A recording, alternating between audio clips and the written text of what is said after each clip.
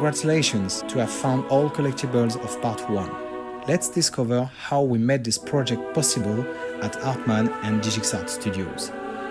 Hi, I'm Yohan Faniz, the creative director of 1111 Memories Retold. I'm Bram Tweem and I'm the art director for 1111. So it's my job to design, tickle and tease the visuals until they convey the story and moods that we want.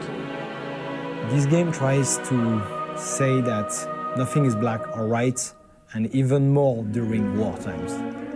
What if we could took all those emotions that were left behind and do a game about them? So at the beginning of Memories Retold development, it was really a linear story.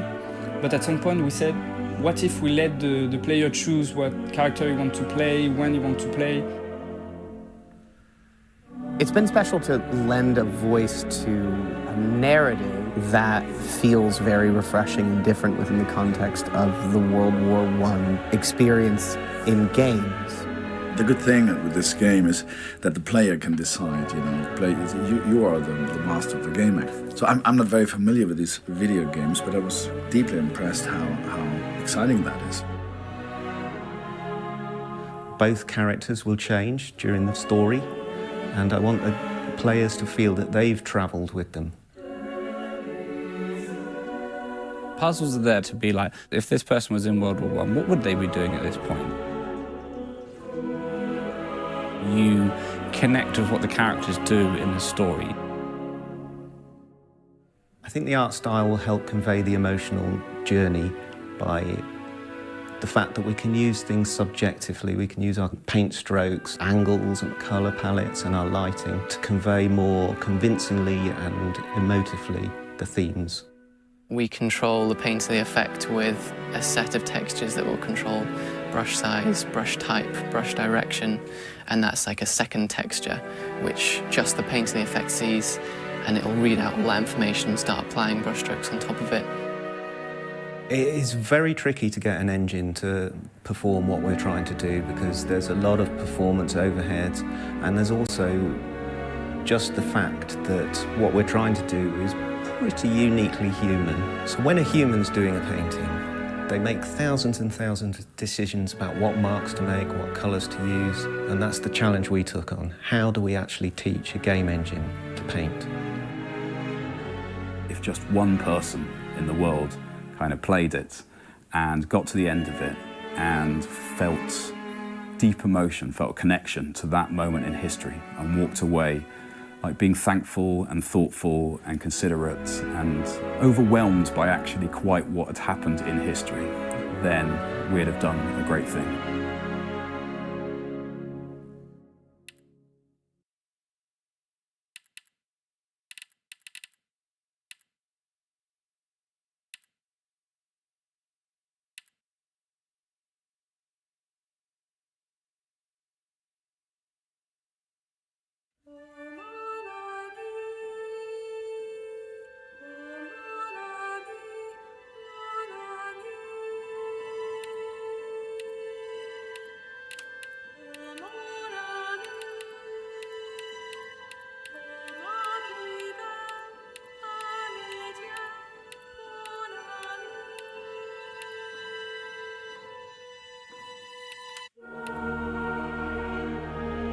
Congratulations to have found all collectibles of part 2. Here is how we created the story and the music of the game. Right now, music for video games is really the most innovative music going on at the moment. Normally I start off with a Skype conversation with Olivier, and he's got some very definite ideas of how to approach it. Well, I think I've been very lucky to work on this game. I worked very closely with the writers. We've been discussing on a daily basis the characters. The music now is much more about telling the story. The subtlety we want to convey in the game go through the music first. The war has to be personified in a way, and the music plays that role. The orchestra is there to express a lot of colors. With Impressionism, I have a lot of, harmonics that are like all spread around. It's quite simple, you might say, but all of a sudden it takes like a lot of dimensions. For us, it was story first, and it was, as long as we make a strong character-driven story and use the war as a backdrop rather than make it about the war, that was our focus. The core aspects were in place, the two characters, the animals, but there was a lot of story and a lot of things that DigixArt wanted to get into the game. It's difficult to find a way to express all ideas into a single experience. The coordination between the creative teams all around the world was a massive challenge, and the deadline of the game could not be changed. You'll notice that there are no villains in this game. Each of the characters that you think may be a villain will hopefully have a redeeming arc somewhere. When you're dealing with a subject matter like war, to talk about things in terms of good and bad and right and wrong, it just feels so absolutely wrong. We just wanted to write everybody is very, very human, and everything is just shades of morally grey. It's up to the player to kind of decide what they think is best in any given situation. There's real opportunity for there to be an emotional response. This inherently has that built into the fabric of the storytelling by the very nature of the fact that it takes place during such an intense time in our history, and they've chosen to zero in on one side and the other side, but humanizing those two sides so that we can relate to both of them and their own experiences without it being this or that, or this is the enemy, this is not the enemy. And I think that will be really powerful.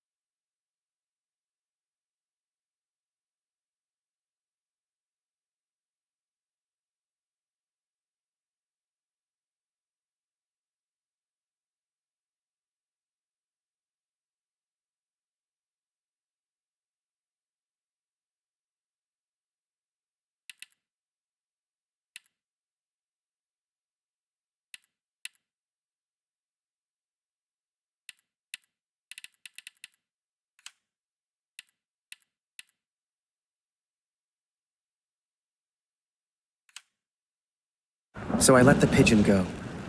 I wasn't far away now, and the bird had found Kurt before. I hoped she would again. But first, I had to land, and I hadn't thought that far ahead.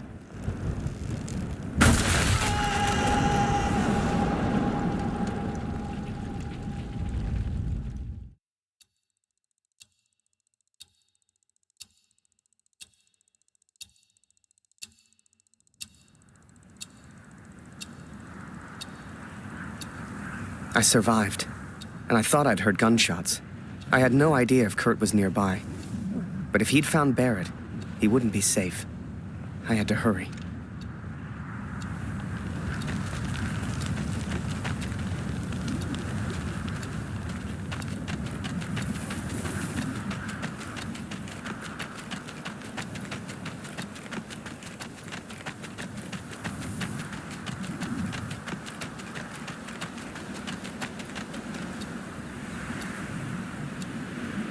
Barrett was determined and relentless.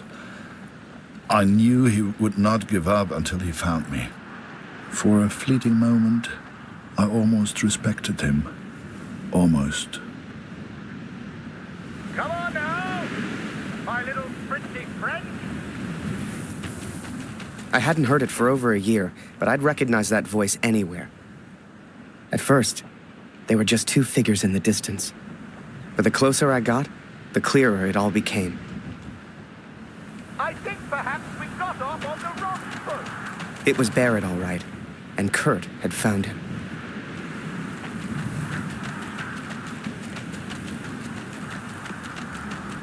Hiding is not one of your strengths, I see. What was your plan, just out of interest? You come here, you find me. What then?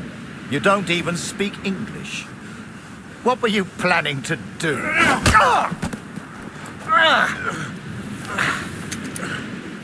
Well, well, well. Harry? Harry Lambert? What the hell are you doing here? Harry.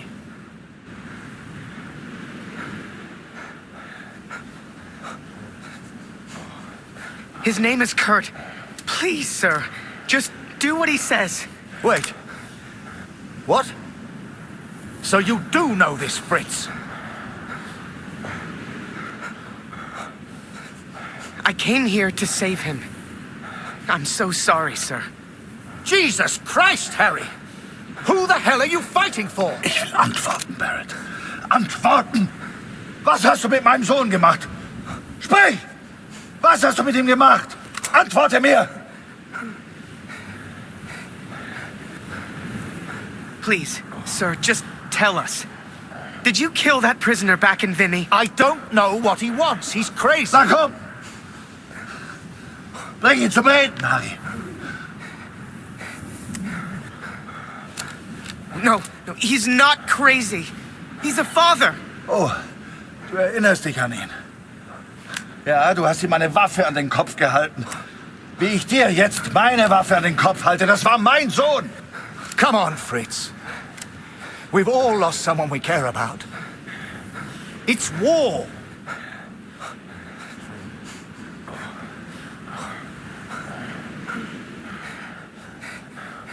Did you kill that prisoner back in Vinny?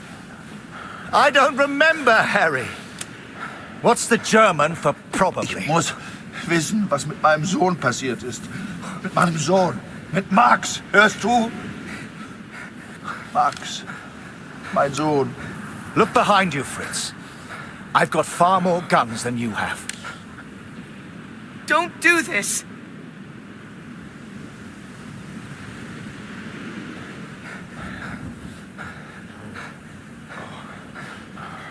Just get on your knees. I'm sure he'll calm down. I am your commanding Please, officer, sir. Lambert. Point that gun somewhere else. Na los! Wenn du schon hier bist, weil du alles bereust, Harry, dann töte ihn. Na komm schon!